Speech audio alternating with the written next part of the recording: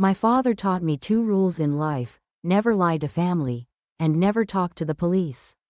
I broke both. I'm recording this because in 3 hours, I disappear. New name, new face, new life. They promised me protection, but I know how this ends. You don't betray Dominic Castellano and live to see 50. I'm 32, so if you're hearing this, maybe I'm already gone. Maybe they found me, or maybe I found the courage to press stop and walk into the ocean instead. My name is Sophia. That's not my real name anymore, but it's who I was. Sophia Castellano, daughter of the most powerful crime boss in New Jersey. And I destroyed him. People think growing up in the mob is like the movies. It's not. There's no glamour when you're 9 years old and your father comes home with blood on his shirt and your mother scrubs it out in the sink without saying a word. There's no romance when you're 12 and you overhear your uncle describing how they dissolved a man in acid because he talked to the wrong people. There's no honor when you're 15 and you realize the reason boys at school are terrified to ask you out is because 3 of their older brothers have already disappeared. But there's love. God, there's so much love. That's what they don't tell you.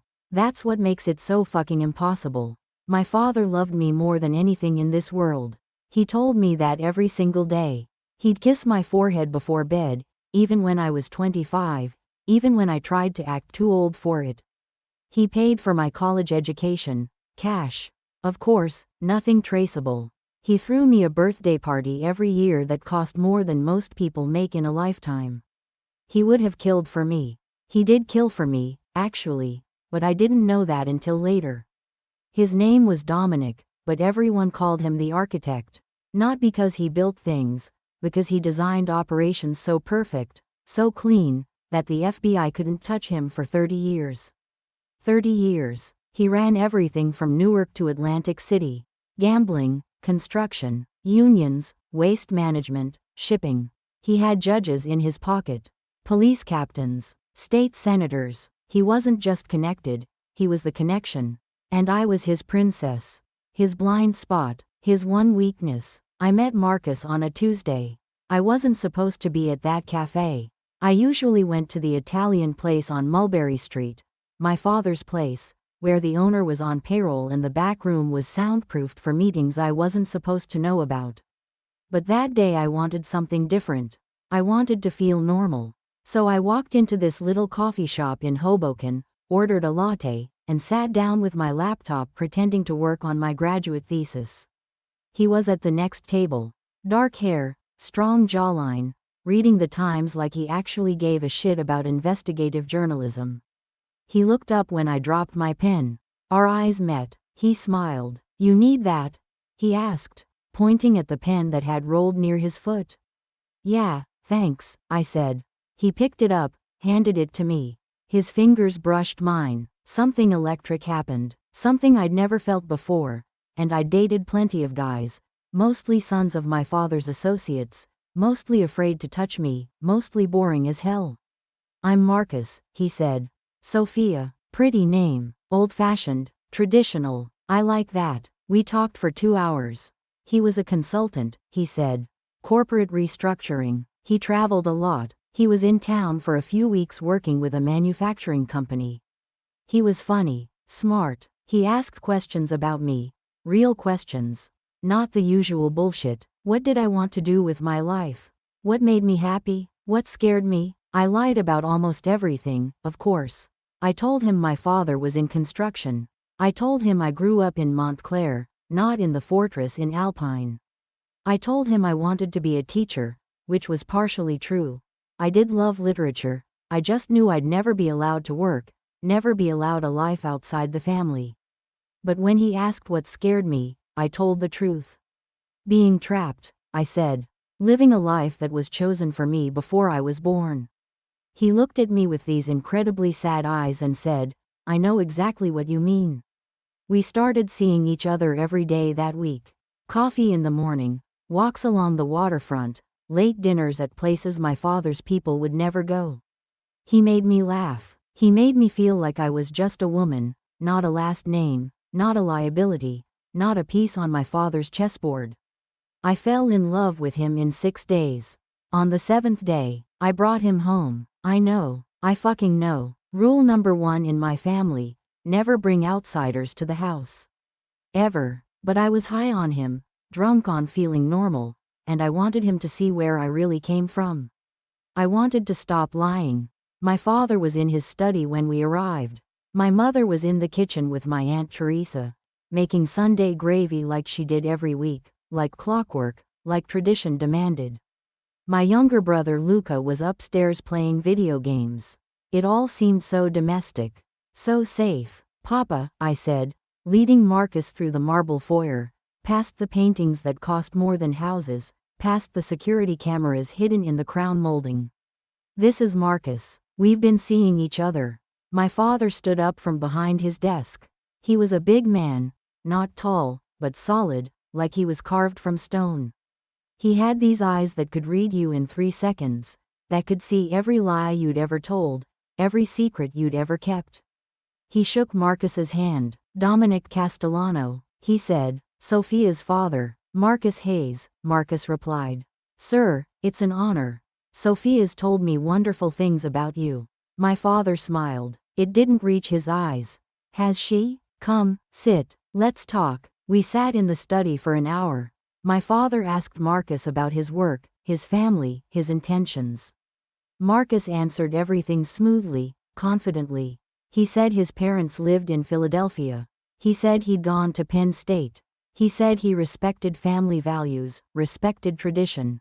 My father nodded along, poured expensive scotch, acted like the perfect host. When Marcus went to the bathroom, my father turned to me. Where did you meet him? A coffee shop in Hoboken. Did you check him? Papa, he's a consultant. Did you check him? No. My father's face went very still. That was worse than anger. Anger was hot, predictable. Stillness meant he was thinking, calculating, preparing. Okay, he said quietly. Okay, you bring him around, we'll get to know him. But Sophia, you don't bring anyone else home without talking to me first. Capiche? Capiche. Marcus came back, we finished our drinks, we left. As we walked to his car, he squeezed my hand. Your father's intense, he said. He's protective. I get it. You're his daughter. If I had a daughter like you, I'd be the same way. I kissed him right there in the driveway, under the security cameras, in front of God and my father and anyone watching. 3 days later, my Uncle Sal pulled me aside at a family dinner. Sophia, your boyfriend, Marcus. What about him? He's clean. Too clean. What does that mean? Means we can't find anything on him. No traffic tickets, no credit card debt, no social media presence older than 8 months. No high school friends who remember him. No college roommate who can verify he went to Penn State. My stomach dropped. Maybe he's private. Nobody's that private, sweetheart. Your father wants you to slow down with this guy. Maybe take a step back. Uncle Sal, I'm not asking. I'm telling you what's happening. You're gonna cool it with Marcus for a while. Understand? I nodded, but I didn't cool it. I met Marcus that night at a hotel in Manhattan. We'd started doing that. Getting a room when we wanted privacy, when we wanted to pretend we were normal people who could spend the night together without my father's soldiers watching from black SUVs. They're checking up on you, I told him, sitting on the edge of the bed, still in my coat. I know, he said. You know, Sophia, I need to tell you something. And when I tell you, everything changes. You understand that? Everything. My heart was pounding so hard I thought I might die right there. Tell me. He reached into his jacket and pulled out a badge. FBI. My real name is Marcus Volpe. I'm a special agent with the Organized Crime Task Force. I've been investigating your father for 3 years. The room tilted. I couldn't breathe. I stood up, backed away from him like he was radioactive. You used me. You fucking used me. No, Sophia, listen to me. You pretended to love me to get to my father. I didn't pretend. He stood up, hands out like he was approaching a wild animal. I wasn't supposed to feel this way. I was supposed to get close, get information, get out. But then I met you, and you weren't what I expected. You were real, you were trapped, and I fell in love with you. Get out. Sophia, get the fuck out before I call my uncle and tell him to put you in the fucking ground. He didn't move. If you do that, you'll never be free, he said quietly. You'll spend the rest of your life under your father's thumb, marrying whoever he tells you to marry, having children who'll grow up in the same prison you grew up in. Is that what you want? I want you to leave. I can protect you. I can get you out. But I need your help. Help you destroy my family? Help me save you. I told him to go. He left the badge on the nightstand with a phone number written on hotel stationery. I sat in that room for 4 hours, staring at it, crying until I couldn't cry anymore. Then I went home and pretended nothing had happened. For 2 weeks, I avoided Marcus's calls. I threw myself into family life, dinners with my parents, shopping with my mother, helping my father with his legitimate businesses. I tried to unsee what I'd seen, unknow what I knew. But once you see the cage, you can't unsee it. I started noticing things. The way my mother's hands shook when she poured my father's wine. The way my brother Luca flinched when my father raised his voice. The way conversations stopped when I entered rooms. The way my father's associates looked at me, not like a person, but like property, like a bargaining chip, like something to be traded when the time was right. And I started remembering things I'd buried. I was 7 when I first saw my father hit someone. We were at a restaurant, one of his restaurants, and the manager had skimmed money. My father took him into the back room. I followed because I was 7 and curious and stupid. I watched through a crack in the door as my father beat that man with his bare hands, methodical and calm, like he was tenderizing meat. The man begged. My father didn't stop until the begging turned to choking sounds. Then he saw me watching. He didn't yell. He walked over, picked me up, carried me to the car. On the drive home, he said, "Sometimes, sweetheart, we have to hurt people to protect the people we love. Do you understand?" I nodded. "Good girl. We don't talk about what you saw. Not to Mama, not to anyone. Okay? Okay, Papa." He kissed my forehead. "I love you more than anything in this world. I love you too." And I did. I loved him even as I watched him destroy people. Even as I grew up and understood what he was. Because he was my father, and he loved me, and that love felt like the only real thing in a world built on lies. But Marcus was right. Love isn't enough when it's a prison. I called the number. Marcus picked up on the first ring. "Sophia, if I help you, what happens to my family? Your father goes to prison. So do your uncle, your cousins, anyone actively involved in criminal operations. My mother, if she's not involved in operations, she walks. My brother, he's 19, he doesn't. If he's not involved, he walks. Sophia, I'm not trying to destroy innocent people. I'm trying to stop the people who've been destroying innocent people for decades. And me? Witness protection, new identity, new life. You'd have to leave everyone behind. Your mother, your brother, you couldn't contact them. Ever. But you'd be free. Free. The word sounded like a fantasy. What do you need? Information, recordings, access to your father's office, testimony. If he finds out, he won't. Not until it's too late.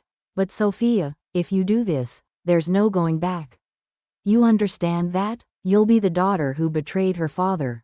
In our world, that makes you a hero. In your world, that makes you the worst kind of traitor.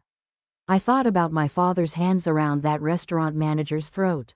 I thought about the girls I went to high school with whose fathers had disappeared. Whose mothers never talked about where they went. I thought about my own future. Married to some captain's son, popping out babies, hosting dinners, pretending I didn't know what my husband did when he came home late with blood under his fingernails. "Okay," I said. "Okay, I'll do it." The first thing I gave them was the ledger. My father kept a handwritten record of every operation, every payment, every debt. It was old school. He didn't trust computers, didn't trust phones. He kept it in a safe in his study, and I'd known the combination since I was 16. He'd given it to me, "In case anything happens to me, sweetheart. You take care of your mother and brother." I photographed every page over 3 nights when he was out handling business. My hands shook so badly I had to retake some shots.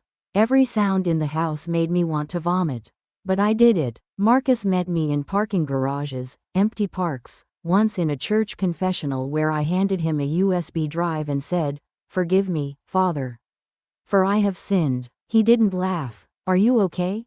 he asked through the screen. "No, we can stop. If this is too much." "It's already too much, but I'm not stopping." The second thing I gave them was recordings. I started wearing a wire to family dinners. Christmas Eve, when my father and his captains drank too much wine and talked too freely about the union boss they'd bought, the construction contracts they'd fixed, the waste disposal routes they controlled. Easter, when my Uncle Sal bragged about a shipment coming in from Sicily. 50 kilos of heroin hidden in olive oil cans. I recorded my father talking to my brother about the life, grooming him, preparing him to take over someday. "You're a Castellano," my father said, his hand on Luca's shoulder. "That means something. That means you protect your own, you never back down, you make them fear you before they can hurt you.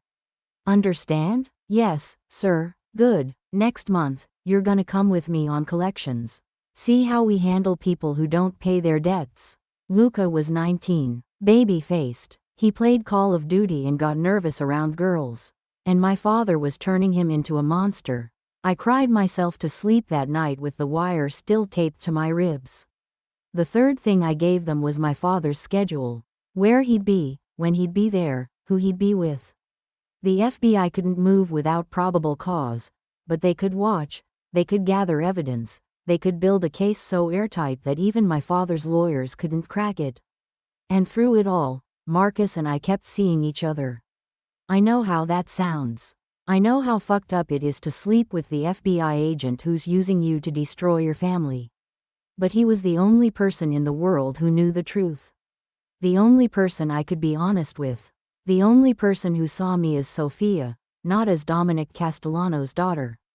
"Do you really love me?" I asked him one night, lying in another anonymous hotel room, his arm around my shoulders. "Yes." "How do I know you're not lying?" "You don't. You have to trust me." "I don't trust anyone, I know, but I love you anyway." He kissed the top of my head, and I wondered if this was what normal felt like. If this was what people had when they weren't born into blood and silence. "When this is over," he said, "when you're in witness protection, will you see me?" I thought witness protection meant I couldn't contact anyone from my old life. "I'm not from your old life. I'm from your new one. Are you asking me to be with you? After all this, I'm asking if you'd want to." I turned to look at him. I don't know who I am without my family. I don't know what I like, what I want, who I'm supposed to be. How can I know if I want to be with you? Then we'll figure it out together. It was the most romantic thing anyone had ever said to me. And it was a lie. We both knew it, but we pretended anyway. The walls started closing in around February. My father's lawyer called an emergency meeting. Someone had leaked information about a construction contract. The feds were sniffing around the union. My father was furious, not scared, never scared, but coldly, dangerously angry. "We have a rat," he said at dinner that night. "Family only. Me, my mother, Luca, Uncle Sal, my cousin Tony." My mother's fork stopped halfway to her mouth. "How do you know?" Uncle Sal asked. "Because the feds know things they shouldn't know. Details, numbers, dates. Someone's talking. Who? That's what we're gonna find out." My father looked around the table. His eyes landed on me for just a second longer than everyone else. "Sophia, you still seeing that Marcus guy?" My blood turned to ice. "No, Papa, you told me to stop, so I stopped." "You sure about that?" "Yes." He stared at me. I stared back. I'd been lying to him for 5 months. I could lie for 5 more seconds. Finally, he nodded. "Good, because if I find out anyone in this family has been disloyal, if I find out anyone has forgotten where they come from, there won't be mercy. Blood or not, understand?" "Yes, Papa." That night, I called Marcus from a burner phone. "He knows something's wrong. He's looking for the leak. We're almost there, Sophia. 1 more month, maybe 2, and we'll have enough to move." "I don't have 2 months. He's watching me." "Then we pull you out now. Tonight." We put you in protective custody. No, not without my mother and brother. You promised me they'd be safe. They will be. But Sophia, if your father suspects you. He doesn't. He can't. I'm his daughter. He'd never believe I'd betray him. That's exactly why you're the perfect source. And it's exactly why he'll kill you if he finds out. I hung up. I couldn't hear it, couldn't think about what would happen if my father discovered the truth. 2 weeks later, my cousin Frankie disappeared. Frankie was Uncle Sal's youngest son. 24, dumb as rocks, always running his mouth. The family said he'd gone to Florida to handle some business. But I knew, everyone knew, Frankie had been skimming, or talking, or doing something stupid, and now he was gone. They found his body in a drum of acid 3 days later. Well, parts of his body. Dental records identified him. Uncle Sal didn't cry at the funeral. He gave the eulogy and said Frankie had died in a car accident in Tampa. Everyone nodded. Everyone knew better. After the burial, my father pulled me aside. You see what happens, Sophia? You see what happens when people forget loyalty? Frankie was your nephew, and he betrayed us. Blood doesn't mean anything if there's no trust. Remember that. That night, I gave Marcus everything. Every recording, every document, every piece of evidence I'd been holding back for leverage or safety. I was done. I wanted out. I wanted this over. We're moving next week, Marcus told me. RICO indictments for your father, your uncle, 6 captains, 14 soldiers. We'll arrest them simultaneously, early morning, before they can destroy evidence or run. My mother and Luca? Agents will take them into protective custody during the arrests. They'll be given a choice, cooperate or be charged as accessories. If they cooperate, they'll be relocated. And me? You'll be extracted the night before. We can't risk you being there during the raid. I need to say goodbye. Sophia, I need to tell my mother I'm sorry. I need to hug my brother. I need them to know I didn't want this. If you tip them off, I won't. Please, Marcus, please. One dinner, one last family dinner, then I'm yours. He was quiet for a long time. Okay, Sunday, but after that, you disappear. Agreed? Agreed. Sunday dinner was always sacred in our house. My mother cooked for hours. Braciole, sausage, meatballs, 3 types of pasta, garlic bread that could wake the dead. The whole family came. It was tradition. That last Sunday, I helped her in the kitchen. We didn't talk much. We never did. My mother had learned a long time ago that words were dangerous, that silence was survival. But as she stirred the gravy, she said, "You seem different lately." My heart stopped. Different how? Sad, distant, like you're carrying something heavy. I'm fine, Mama. Sophia. She put down the spoon, turned to face me. I'm not stupid. I've been married to your father for 35 years. I know what this life is. And I see you trying to escape it. Mama, don't. She held up her hand. Don't tell me anything. Don't confess anything. Just listen. Whatever you're doing, whatever choice you're making, I understand. I wish I'd been brave enough to make it when I was your age. But I wasn't. And now I'm trapped. But you can still get out. Tears streamed down my face. I'm sorry. Don't be sorry. Be free. She hugged me. She smelled like basil and tomatoes and the lavender soap she'd used my entire life. I held her like I was drowning. Take care of Luca, I whispered. Please, don't let him become Papa. I'll try. At dinner, my father raised his glass. To family, he said. The only thing that matters. The only thing that lasts. Salute, salute, we all echoed. I looked around the table. My father, larger than life, invincible in his own mind.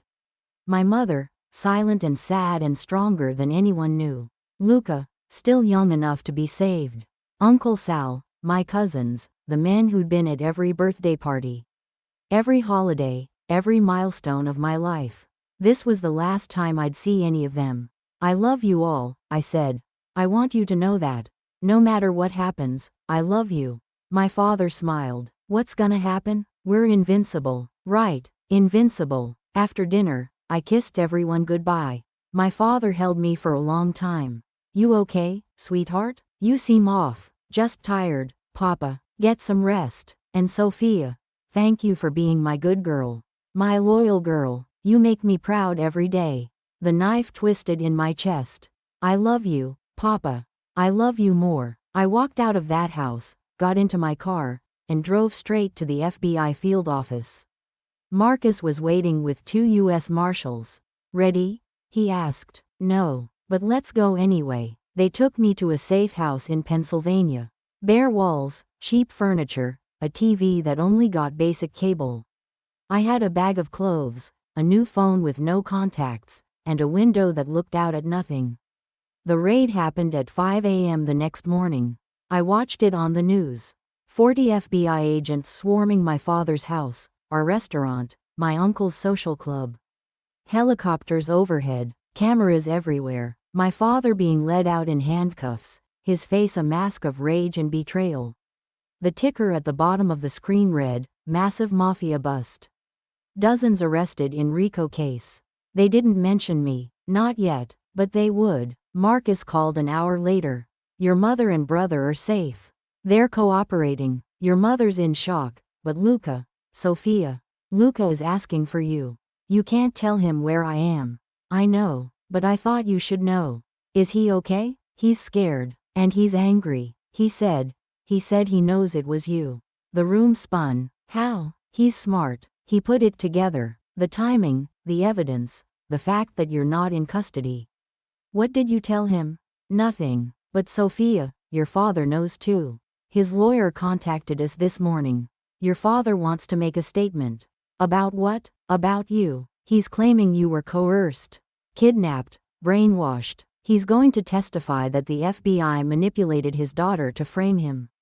"That's bullshit." "I know, but it's also strategy. He's trying to discredit you before the trial even starts." "And Sophia, there's something else. There's been chatter, contract chatter." My blood went cold. "On me?" "We don't know yet, but you need to understand, even in prison, your father has reach. If he puts out an order." "He wouldn't. He loves me. He loved Frankie too." I hung up. I couldn't breathe, couldn't think. The daughter who betrayed the family. The ultimate sin, the unforgivable act. That night, I dreamed of my father's hands around my throat. The trial started in September. I wasn't there. I testified via video link from an undisclosed location, my face obscured, my voice distorted. But I told them everything. Every operation, every murder, every bribe, every threat. The prosecutor asked me, "Why did you come forward?" "Because I didn't want to be complicit anymore. I didn't want to pretend that love justifies evil."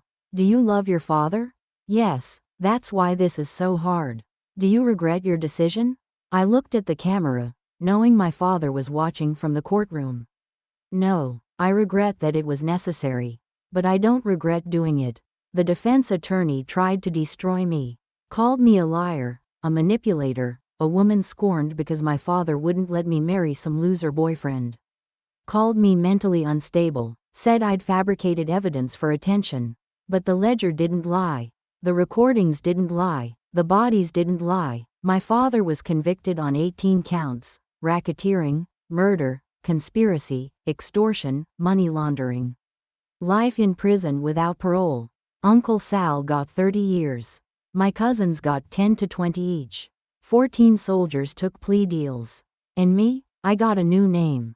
Claire Montgomery. I moved to Montana, of all places. The marshals set me up with a job at a library, a small apartment, a life so quiet and normal it felt like living in someone else's skin. Marcus visited once. He wasn't supposed to. FBI agents aren't supposed to maintain contact with witnesses in protection. But he came anyway. We had coffee. We talked about nothing. We pretended we were normal people who'd met under normal circumstances. I meant what I said, he told me. About figuring it out together. "I can't, Marcus. Every time I look at you, I see the raid. The handcuffs. My father's face. I can't do this." "So that's it? After everything, after everything, I need to figure out who I am. Alone, without my family, without you, without anyone." He left. I never saw him again. That was 4 years ago. I'm still Claire Montgomery. I still work at the library. I have friends who don't know my real name, a book club that meets on Thursdays, a cat named Fitzgerald. It's a good life, a quiet life, but it's not my life. I dream about my mother every night. She's still in New Jersey. She refused witness protection, refused to leave her home. She visits my father in prison every week. She never remarried. She never testified against him. She chose loyalty over freedom, and I have to respect that, even if I don't understand it. Luca went into the program. He's somewhere on the West Coast with a new name, a college degree, a girlfriend who doesn't know his father's a convicted mob boss. The marshals told me he's doing well. He doesn't want contact with me. I don't blame him. My father writes me letters. They get forwarded through the marshals. All the identifying information redacted. He tells me he forgives me. He tells me he understands. He tells me he loves me and he always will. He also tells me that betrayal has consequences. That the life doesn't forget. That the world is smaller than I think. Last week, I saw a man watching me outside the library. Dark suit, slicked back hair, dead eyes. He was gone when I looked again. Could have been nothing. Could have been something. That's when I decided to make this recording. Because if they find me, when they find me, I want people to know the truth. I want them to know I didn't do this for the FBI or for justice or for some noble cause. I did it because I was suffocating. Because I watched my father choose violence and power over everything else, over me, over our family, over basic human decency. Because I couldn't stand the thought of my brother turning into him. Because I fell in love with a man who showed me there was a world outside the cage, even if that love was built on lies. I'm not a hero. Heroes don't destroy their families. Heroes don't testify against their own blood. Heroes don't lie to their fathers and wear wires to Sunday dinner. But I'm not a monster either. I'm just a woman who made an impossible choice in an impossible situation. And I'm living with the consequences. My father taught me 2 rules: never lie to family, and never talk to the police. I broke both, and I'd do it again. Because freedom, real freedom, is worth any price. Even this one. Even knowing that every day could be my last. Even knowing I'll never hug my mother again, never laugh with my brother, never hear my father call me his good girl. Even knowing that in the end, I'm still trapped. Just in a different cage. The truth is, you don't betray Dominic Castellano and get a happy ending. You don't walk away from the life and skip off into the sunset. You survive, if you're lucky, and I've been lucky so far. But luck runs out, and when it does, when they find me in this little Montana town, in this little apartment, living this little life, I hope it's quick. I hope my father's mercy extends that far. I hope he remembers that before I was a rat, I was his daughter. His princess, his blind spot. I hope he remembers he told me he loved me more than anything in this world. And I hope, somewhere deep in that cold, calculating heart of his, he understands why I had to leave. This is Sophia Castellano, signing off. If you're hearing this, I'm already gone. Tell my mother I'm sorry. Tell Luca I love him. And tell my father, tell him I forgive him too. For everything. End recording.